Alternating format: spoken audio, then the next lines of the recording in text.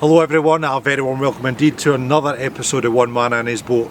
Now, after the wee storm battering, we've got to take these creels back up to the farm to get repaired, so that's what today's episode is all about.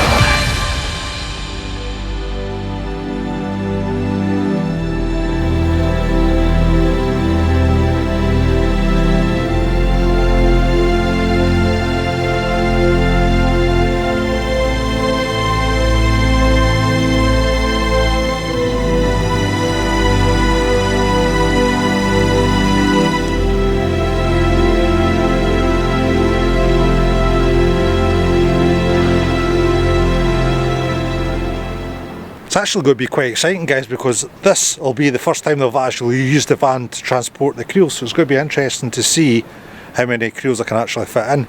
Now, the last van was able to do a fleet in it at one time, but that was the long base one. This is the short base one, so I don't think I'll get as many creels in. I reckon it'll be a two trips to get it all the way. So here we go, the Tetris master at work.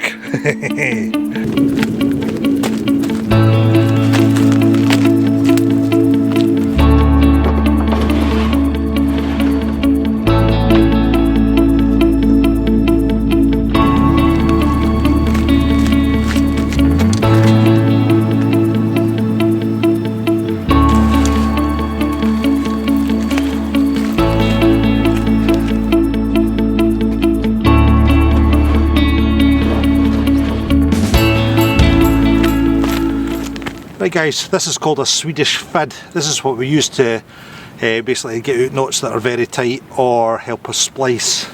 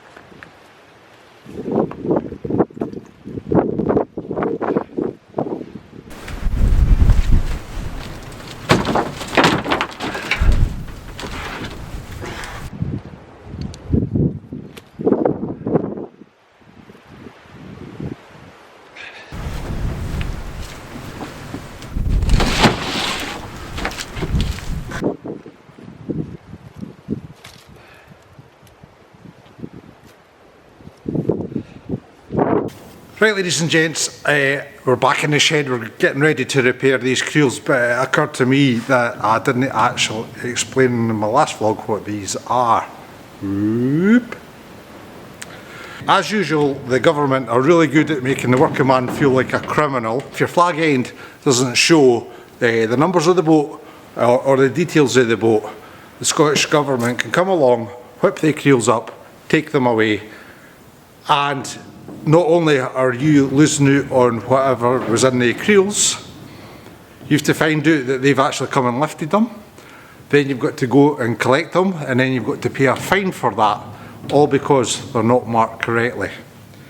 So once again, the working man gets crucified for trying to earn a wage, while the actual criminal who's out there daily actually lifting undersized lobsters doesn't get touched because he's not got a licence. That is the truth behind it all, ladies and gentlemen. Some people say I'm a bit harsh with the truth, but I think that's what the public need to know, that what the fishermen are up against.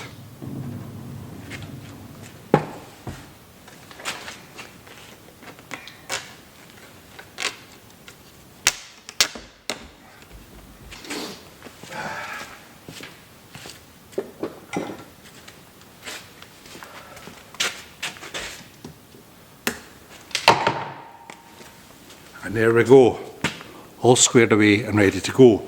Hopefully they'll not come along and lift our gear. I mean, it's not as if the gear's not expensive enough, eh? Anyway, right, shall we go on and repair these creels then?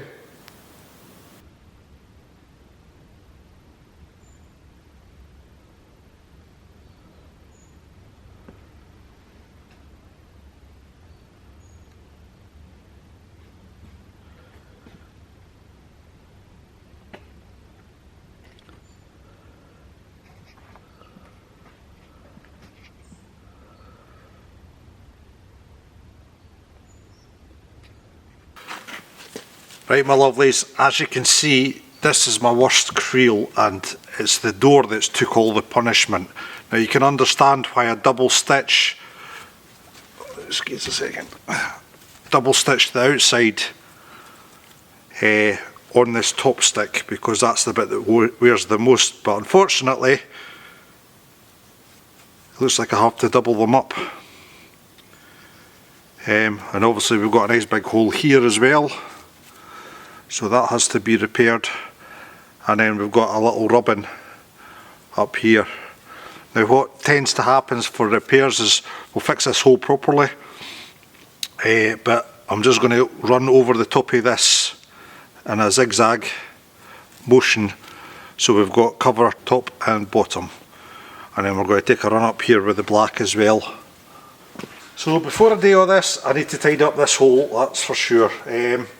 Plus I'm a bit of a neat freak, I know, so I might actually take this off as well. So yeah, might take a while.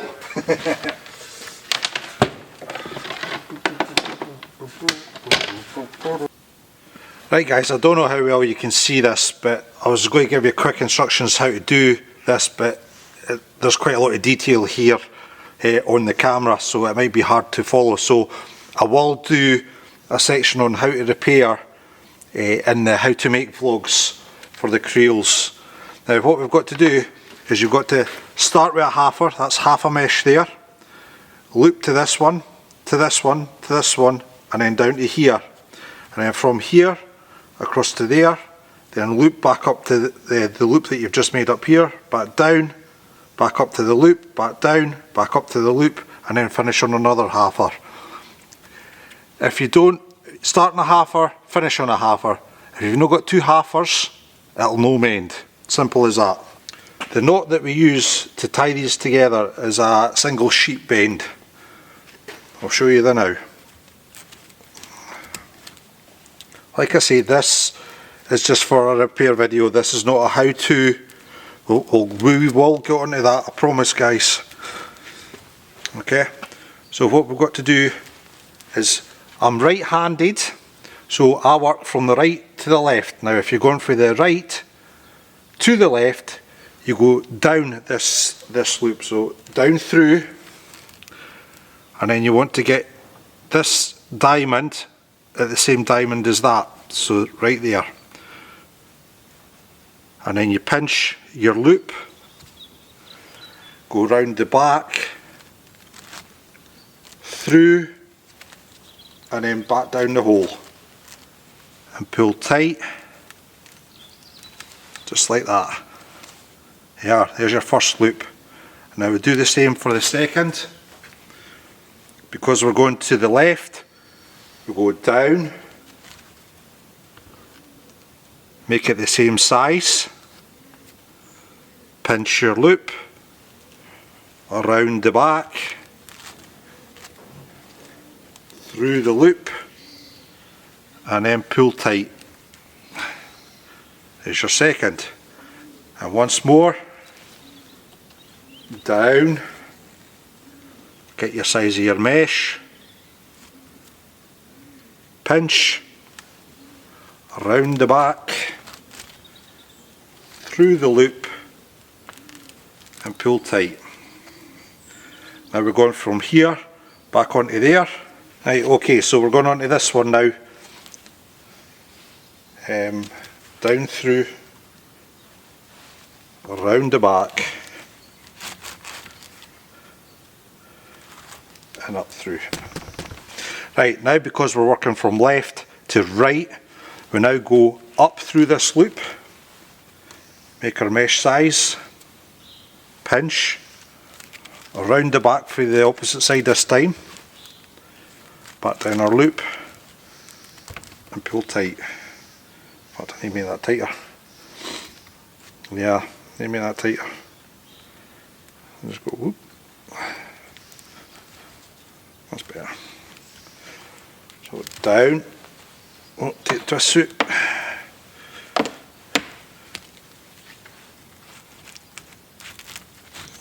Round the back.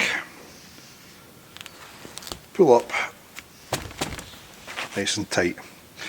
So again, we're going through this loop, go up through this time because we're working from the left to the right, down to there, squeeze, around the back, pull through nice and tight, down, take a twist suit, round the back,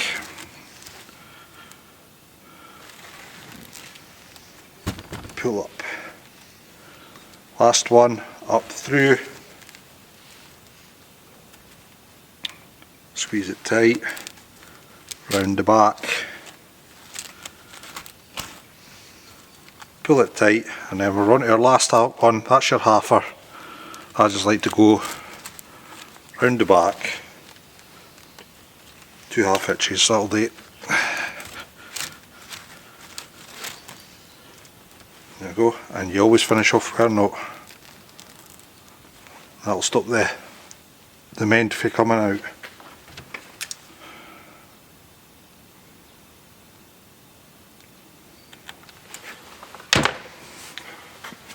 And there we go guys, that's the hole mended. Now what I'll have to do is just run along there, run along the top, and then run up there with the black.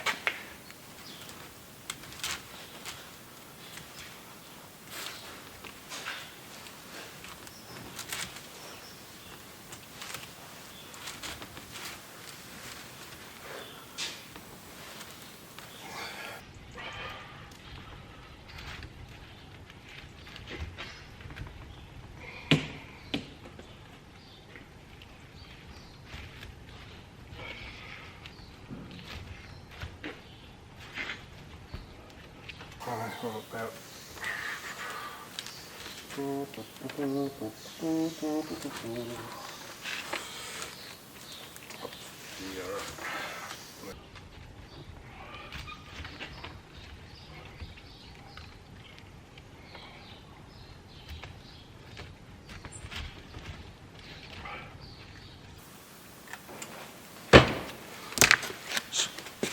So guys, a quick disclaimer. It has been over 4 years since I last took twine to mesh, so please forgive me. It's been a while. As you can see, I'm a little bit out of practice. Hopefully this winter we don't get a lot of practice, but you never know, you never know. Right, what we're going to do now is once I've went over the top stick there, we're going to check each individual mesh to make sure all the meshes are whole.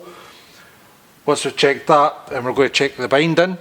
Then after that, we're going to do the rubber in. Now the best way to find where your door lies across your top stick is to actually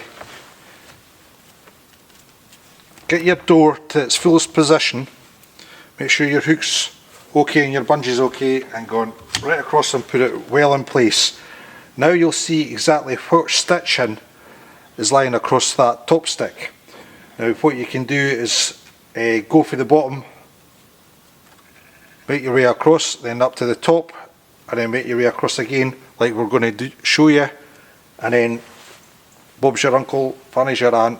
That should be protected for another time, and it'll be the sacrificial string that gets it and not actually the door itself, the door mesh. So we'll get on with this. Normally I don't use green twine on my creels because it's superstitious nonsense as green for grief, but we shall see. I want it used up because this is the stuff for the net stuff for the rock copper.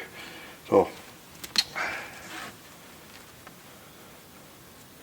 I'll put a half hitch in there, 2 half hitches on it, up the top.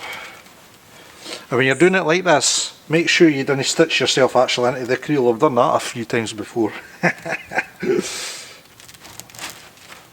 So this is the way I like to do it. You go up from the bottom, down through the bottom and up through.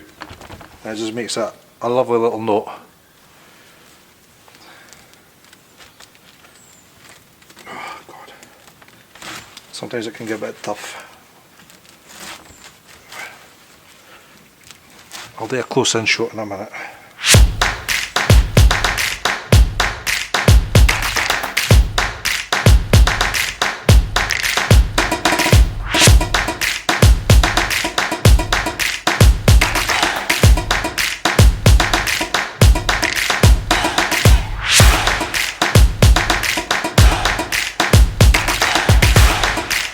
Right, this is the way I like to do it, guys. I'm hoping you can see this alright. This is the mesh that I want done.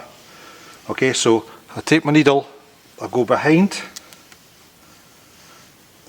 this one as well, up through, pull the knot, put your finger behind so it's like a little break.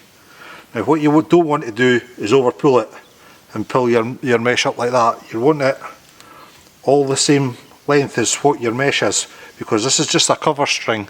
This is just to stop this, the black stuff getting knackered. So we'll hold it there. Now what we go do is we go down through this one and then put this loop behind the needle and then pull through and up. So it's like that. And again, we're going up to this knot up here. Pull your knot out, go down the back, get your length, use your brake, then up through and then down the hole. See that? There's your loop. There's your loop there, where my thumb is. Down through and pull. So it's nice and neat like that. And again, up.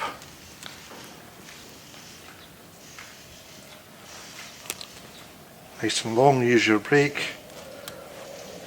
down, and then back up through the loop. And there you go. Nice and nicey. So you do that all the way along the bottom, then you're going up to the top, and then you zigzag in like that.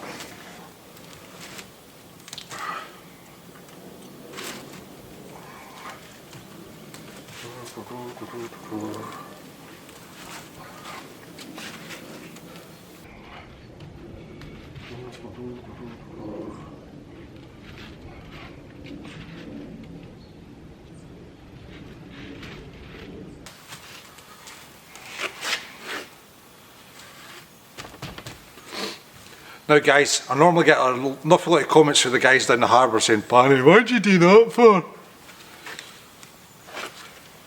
imagine if there was a size beastie in here and that wasn't covered up. That whole door would be blutered, the door would fall open and that beautiful beastie would get out. Simple as, whereas just 10 minutes with a wee bit of string, that takes the sacrifice, the door stays whole and the lobster stays in the pot. You can get creels that have got doors at the far end and all the rest of it. The doors can come down here like that. I mean, they're all fantastic, all brilliant, but we had them many a year ago and we found when the storms were on, 9 times out of 10, the hook couldn't take the strain and the doors would be open half the time. So this is just to try and help keep the lobster into the creel. There you go, now a little explanation for you. I mean, that's a bit about creeling. Everybody has their own idea about what a creel is and what a creel should do.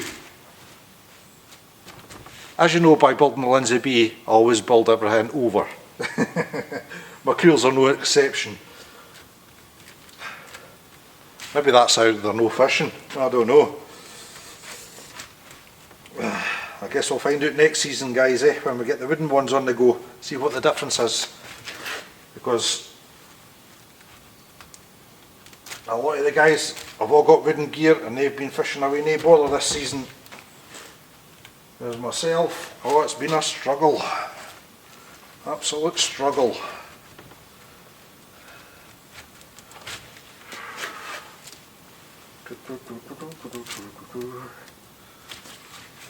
Weather forecast for next week as well, it's back to easterly off the sea, so we're getting about 3 days, I think, get the weekend in. So I get Friday, Saturday, Sunday in, and then it's all change again. And by the time it gets to Monday again, it'll all be changed again and right enough. They look like seasoned pots now, maybe they'll start fishing. You never know.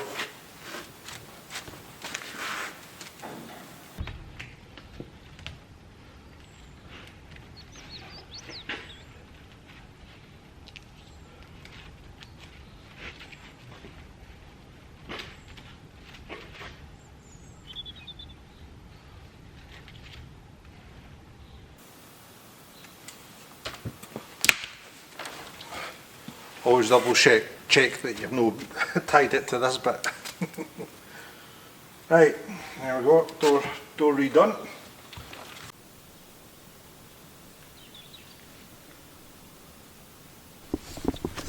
I mean, don't get us wrong, guys, it's not beautiful, but it'll do the job, that's for sure. Especially now that they've had a little rubbing.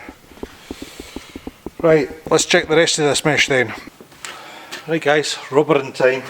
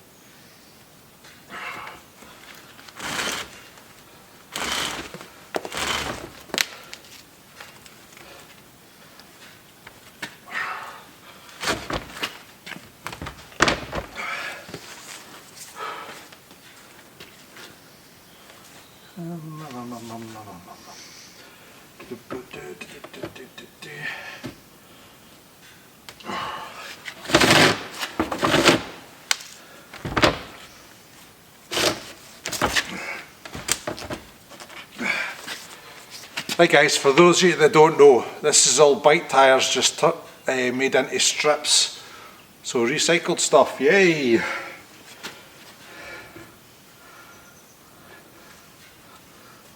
When I mean bike, I don't mean bicycle, I mean motorbike tyres.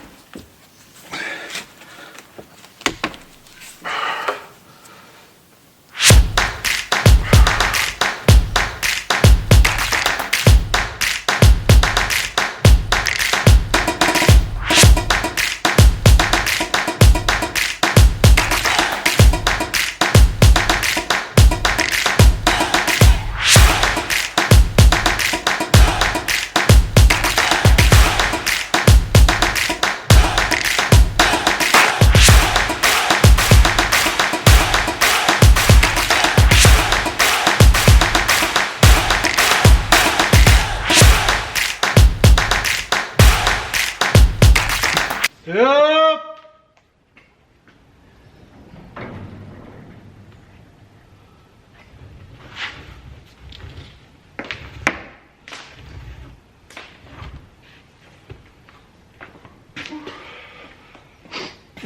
Lunchtime.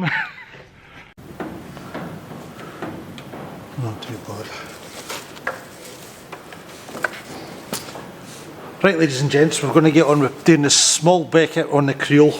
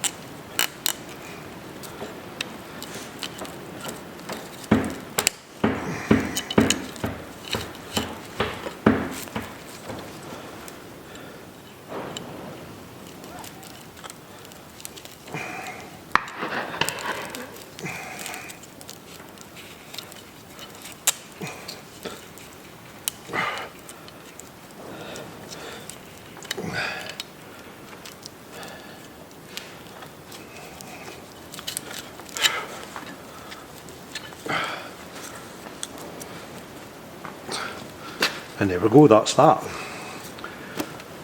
So that's that creel finished, only another 8 more to do. 8 more? 7 more. Can't count.